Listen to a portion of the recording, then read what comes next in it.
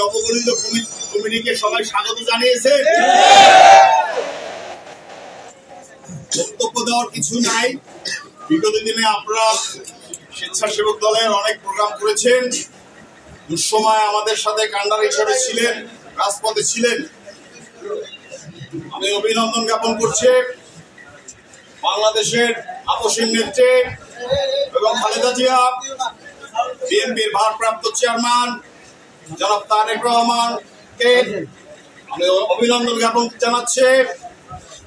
বাংলাদেশ জাতীয়তাবাদী স্বেচ্ছাসেবক দল কেন্দ্রীয় কমিটির বিপ্লবী সভাপতি এস.এম. জিলানী, বিপ্লবী সাধারণ সম্পাদক রাজীব হাসান সহ আমাদের মনিটরিং টিম 16 নেতৃবৃন্দ সহ কেন্দ্রীয় নেতৃবৃন্দ সকলকে জানাচ্ছি, বিগত দিন অনেক পরিশ্রমের ফসল হিসাবে তারা বিবেচনা করে যাচাই বাছাই করে আমাদের স্বেচ্ছাসেবক দলের থেকে আমাদের 3 জনকে নির্বাচিত তারা করেছে।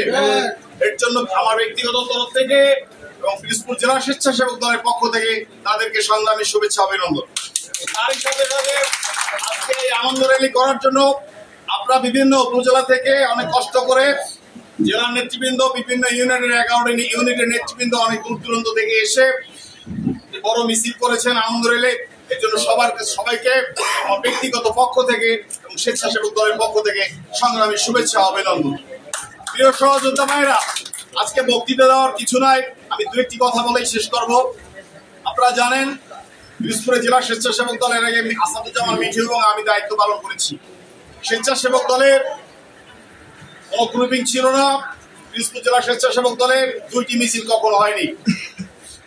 আমি সেটি আশা করব অনেক চড়াই হচ্ছে পাড়ার পর 17 বছর রাজপথে থাকার পরে আমরা অনেক যুদ্ধ করেছি, আমার অনেক সহযোদ্ধা, অনেক নেতৃবৃন্দ গুম হয়েছে, খুন হয়েছে, এটা আপনাদের কাছে অনেক পুরনো জিনিস। আপনারা জানেন হঠাৎ করে ছাত্র জনতারা এসে একটি বিপ্লব ঘটিয়েছে, সেই বিপ্লবের সাথে আমাদেরও 400 নেতাকর্মী প্রাণ দিয়েছে।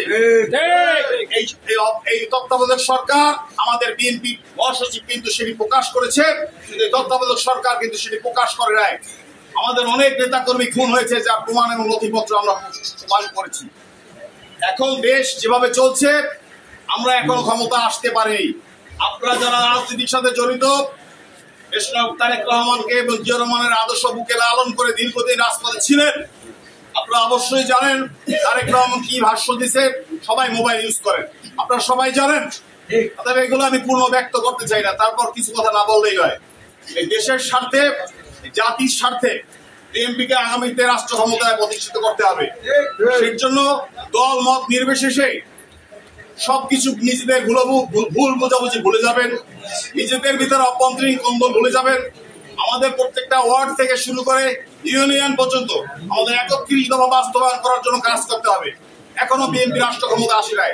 1971 সালে স্বাধীনতা যুদ্ধের সময় একটি কুচক্রী মহল যেমন রাজাকার হিসাবে কাজ করেছে, আমাদের দলের বিরুদ্ধে সারা বাংলাদেশে একটি কুচক্র মহল সেই কাজটি করে যাচ্ছে। আপনাদের সংস্পর্শে যেন তারা না আসতে পারে, এদিকে আপনারা তীক্ষ্ণ দৃষ্টি রাখবেন। আপনারা যদি তাদের আশপাশে থাকেন, আপনাদের আত্মীয় স্বজন, ভাই ব্রাদার, তাদের ভিতর কোন আওয়ামী লীগের দোসর, জামাতের দোসরদের স্থান দেবেন না।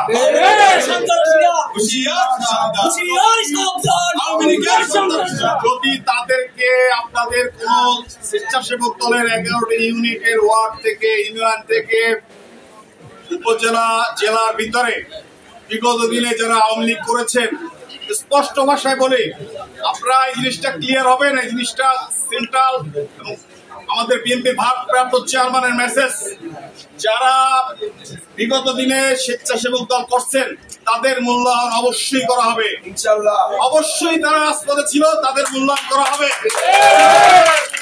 আপনাদের কাছে আমি আগে সাধারণ সম্পাদক ছিলাম, আল্লাহ আমাকে দিছে, আমি আমার তৌহিদ আছে, সদস্য সচিব নাদিম আছে, তাদেরকে নিয়ে আমরা কমিটি করব, সবাই মূল্য পাবে।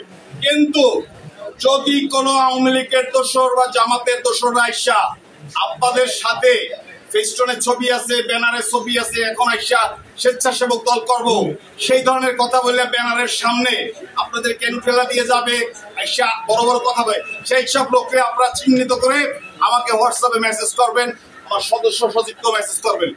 তারা এই দল করতে পারবে না। এই 17 বছর আমরা রাজনীতি করছি না, আমাদের নতুন কোন লোকের দরকার আছে? যদি আসে ছাত্রদল যুবদল যারা সংগঠন করছে সেই সংগঠনের নেতৃবৃন্দ আসবে। নতুন করে আমাদের এই সংগঠনের লোকের দরকার নাই। 17 বছর এখানে মিছিল করতে এত লোক আমরা পাই নাই। আপনারাই কষ্ট করে এসেছেন, এগুলো মাথায় রাখবেন। আপনাদের যেন কেউ ছত্রছায়ায় এসে সেই সুযোগ গ্রহণ না করতে পারে। বলবো না, সবাই ঐক্যবদ্ধ থাকবেন। আমাদের এখন ভোটের রাজনীতি, 31 দফা বাস্তবায়ন হয়েছে আমাদের আসল কাজ।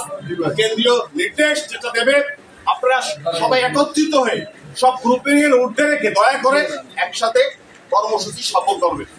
আমাদের কেউ যদি কোনো বিশৃঙ্খলা করেন তার বিরুদ্ধে কিন্তু সাংগঠনিক ব্যবস্থা নেওয়া হবে ভাই। এই ব্যাপারে কিন্তু কোনো স্যাক্রিফাইস হবে না, এটা মাথায় রাখেন। আমার ব্যক্তিগত পক্ষ থেকে নবগঠিত সব কমিটির সবার পক্ষ থেকে সবাইকে শুভেচ্ছা জানাচ্ছি। আমি বক্তব্য দীর্ঘায়িত করবো না।